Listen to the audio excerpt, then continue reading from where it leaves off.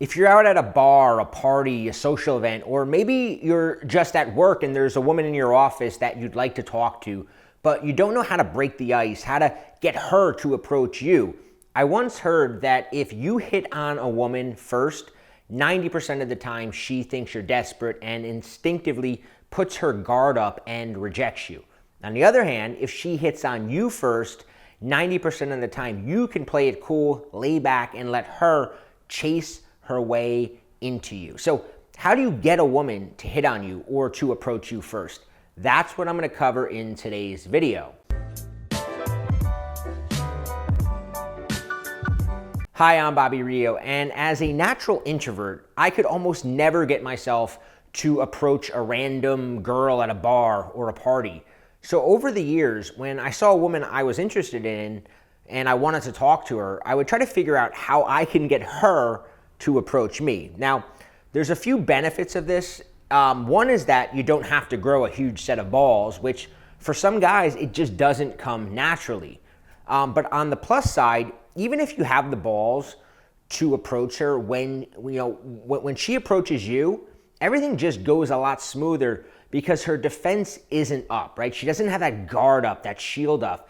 And because she initiated things, she's invested in talking to you. So you don't feel as much pressure to keep a conversation going or to say things that entertains her. So I want to talk about 5 of the ways that I discovered that increase the chances of her breaking the ice with you. Now, before we get into the 5 things, I do want to say that these things are designed to give a woman who had some level of interest in you to begin with the encouragement to make that first move. These are not designed to have random women flocking to you, when you're walking down the street. They're things to take a woman who had a little interest level and give her that permission she might need to make that first approach to break the ice with you. So let's get into them. So the first one is probably the most powerful one if you're out in a social environment.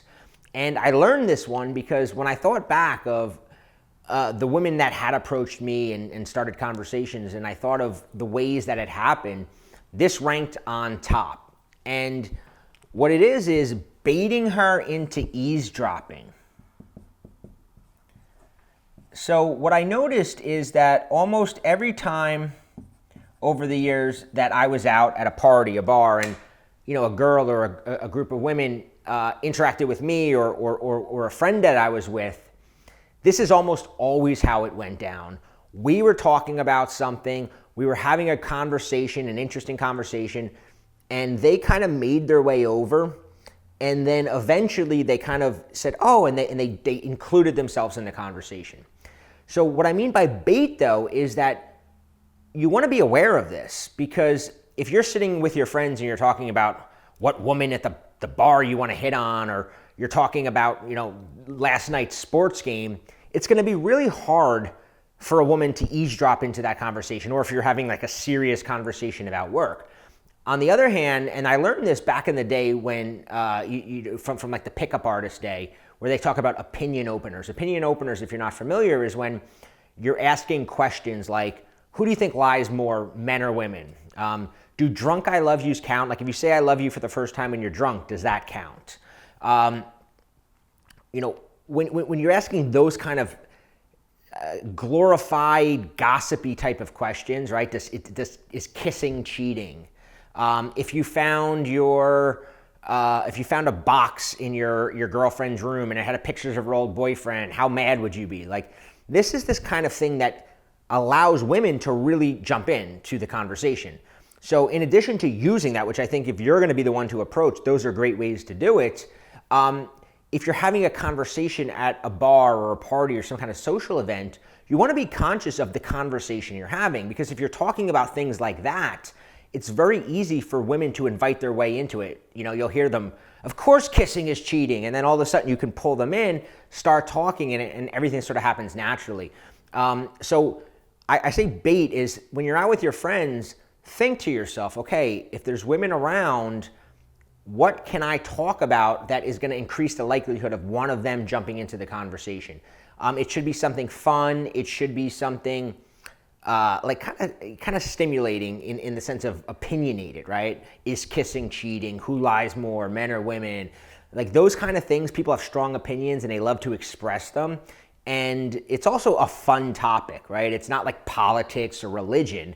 It's this sort of fun topic that women can easily jump into. So baiting a woman into eavesdropping is a great way to get her to approach you. Now, the second thing that I would recommend is positioning. And what I mean by positioning is you've got to make it easy for the woman to make the approach. If you're at a party and you're standing all the way in the corner, well, now she's got to get the courage up to walk all the way into the corner to see you. If you're at a bar, same thing. If you're sitting down in the back with your friends, she's got to like walk over all awkward. You know, we know how awkward it is to do that. You don't want to make it hard for her. So what you're better off doing is in any social environment you're at, there's always going to be prime real estate. If you're at a bar, it's, you know, up near the bar, right? Talking to the bartender where you know the woman is going to have to eventually show, right? She's going to walk up to it. Now you're standing there. It makes it easy for her to start a conversation with you. Back in, you know, college, when I used to go to a lot of these parties and stuff, I would pump the keg because I knew that at some point the girls would come to fill up their keg and it would give them a chance to break the ice. If there's beer pong or flip cup or some kind of drinking game, you want to be over in that environment because, again, it allows it to be easy for her. The gist of everything that I'm saying is you want to make it as easy as possible. It could be near the bathroom, right? Because a lot of times at some point they're going to walk to the bathroom. So if you're kind of standing there, it's easy for her to start that conversation. So you always want to think, how can I make it easy? Where can I be that's going to make it easy for her? Because she's not going to take a lot of risks. As guys, we don't like to take a lot of risks. Women want to take even less risks than we do. So the easier you can make it for her, the better. So the next thing is interesting items. And this is something, again, I mentioned when I was talking about the opinion openers. Interesting items is something that back in the day, if you've ever watched the show The Pickup Artist, where they teach guys how to be pickup artists, one of the things that they taught guys was this concept of peacocking, which is like wearing kind of stuff that makes you stand out. Now, they overdid it. They dressed like rock stars with, like, you know, bands of stuff and, you know, big cowboy boots. I don't think you need to go that far, but I will say that back when I was going out and doing this, just having a few items that were interesting could encourage a woman to approach you. So I had, like, back in the day, like a homemade necklace that had like my name on it with, you know, little spelled out, kind of like a kid's thing, right? It was stupid in retrospect, but it served its purpose because almost every time I went out, a woman would come over and be like, oh, what is that necklace? Did you make that? Or like, did your nephew make that? Because it was very childish, right? But it always started a conversation. I also had a ring at one point, an interesting ring. I had a watch that I used to wear that was like this kind of funky watch. Now, the rest of my appearance was always pretty neutral, right? I was never dressing in this crazy way. I would always pick one or two items because, again, you're just encouraging her. You're giving her something that she can use. She can say, oh, I like your ring. What is that? Well, tell me about that, right? Smell is another one. And it could be a cologne that's well, but it could be just an interesting smell. Like, find some kind of scent that smells good because women will pick up on it and they will come over and, oh, you smell good. What is that? You're just giving her an excuse to break the ice. That's all you're doing. The whole point of all of these is making it easy for her to be the one to start the conversation with you. So anything that you can wear, whether it be a piece of jewelry, something interesting, or a smell, right? Some kind of scent, whether it's a cologne or something like a beachy fragrance or something. These will always have the desired effect of letting women use that to break the ice with you. So the next thing you want to be doing, and this is important in a social event type of way, even at work, is you want to be the one leading the room. Because if you're the sort of quiet guy in the corner, not too many women are going to like take that initiative. But if you're in the center of things and she sees that you're talking to people and you're having fun, it makes it easier for her to approach you because she sees you as being social. So it's not as intimidating, right? A lot of times, I mean, I'm a natural introvert, and I've had women tell me like that I look mad or that I look unapproachable because but the reality is that's just me in my own head. But for a woman, when she sees that, she's like, oh, that guy wants to be left alone. So by being talkative and leading and being the guy who's in the center of the party, it makes it a lot easier for her to go, oh, I can go talk to him because he's a social guy. It won't be weird. He won't reject me. So you want to be conscious of that. If you're at a party, be the guy organizing, talking to a variety of people. If you're out at the bar, talk to the bartenders. When other people walk over, talk, because it makes it easier for her. It puts less pressure on her to start the conversation with you. The last one is what a lot of guys do, but they miss the one final step, right? It's smile, eye contact, gesture, right? So if you're at a party, if you're at a bar and you see a woman, and we've all been there, where we make eye contact and you kind of see her, and we do one of two things normally. One is we go over and maybe we send her a drink, or we walk over and talk to her, which, hey, that's fine, but that's not what this video is about. This video is about getting her to walk over to you. And a lot of times what happens is we do that, we make that eye contact, and then we hope she walks over to us, and we go talk to our friends or whatever, and then she just never comes because she's doing the same thing. She's waiting for you.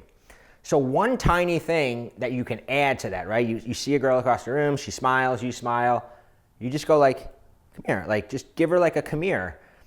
And now she's walking up to you, and you can be like, hey, it was like whatever, you start whatever you're saying. Hey, I saw you looking at me. I figured to say hi. But just by doing this, right? Hey, come here. You didn't have to walk over to her, but you see you're making it like she's the one who approached you because she made the eye contact, but then you called her over. So it makes it a lot easier. That has worked plenty of times. So these 5 things, like I said, they're things that you want to be conscious of when you're out in social events, especially if you're not the kind of guy who has like the balls to be walking up. Now, this doesn't eliminate your need to be able to carry a conversation, right? You have to be able, when she walks up to you, and I've told this story, years ago, I was at a party and a girl walked up to me and she just kissed me on the lips and told me that she thought I was cute. And I tried to like make conversation and I just totally fumbled, had no clue what to say. And she winds up walking away. A girl who was like kissing me unprovoked wound up getting so bored of my conversation that she walked away, which is why the key to all of this really is being able to spark that flirtatious, fun conversation so that when she does approach you, you don't blow it. If you need help with that, I have a report, Charismatic Conversation Secrets, that I highly recommend checking out because I think there's about 101 different conversation techniques and tips included in this report that you can use, actionable stuff that you can go test out immediately. So I'll put a link to that below. But in the meantime, try these tips out. Like I said, they're not a magic bullet that's gonna make girls flock to you, but they are gonna take that little sliver of interest a woman has and encourage her to make that first move.